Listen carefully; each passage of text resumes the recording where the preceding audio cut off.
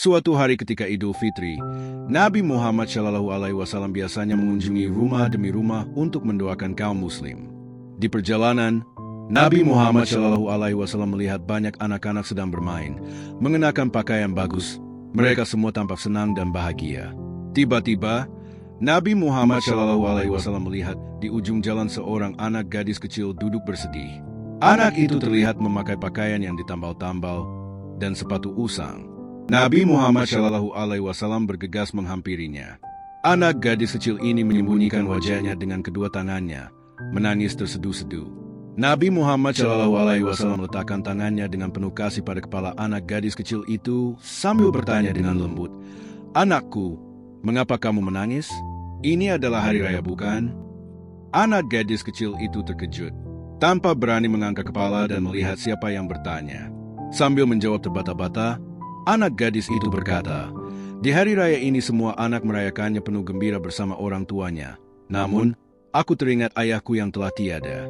Hari raya terakhir, ia masih ada bersamaku. Ia membelikanku gaun berwarna hijau dan sepatu baru. Saat itu, aku sungguh bahagia. Kemudian, suatu hari ayahku pergi berperang bersama Rasulullah hingga ia terbunuh. Kini, ayahku tiada. Aku menjadi anak yatim. Jika aku tidak menangis untuknya, lalu untuk siapa lagi?" Mendengar cerita anak gadis itu, seketika hati Nabi Muhammad SAW diliputi duka yang mendalam.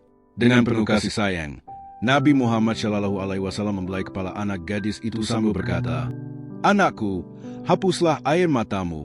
Apakah kau ingin aku menjadi ayahmu? Apakah kau suka jika Fatimah menjadi kakak perempuanmu dan Aisyah menjadi ibumu? Bagaimana, anakku?" Mendengar kata-kata itu, anak gadis itu kaget dan berhenti menangis. Anak gadis itu menyadari yang berbicara dengannya adalah Rasulullah SAW.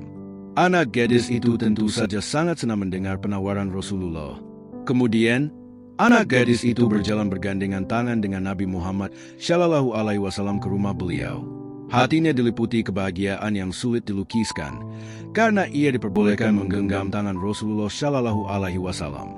Tiba di rumah Rasulullah SAW, Fatimah membersihkan wajah dan kedua tangan gadis kecil itu lalu menyisir rambutnya.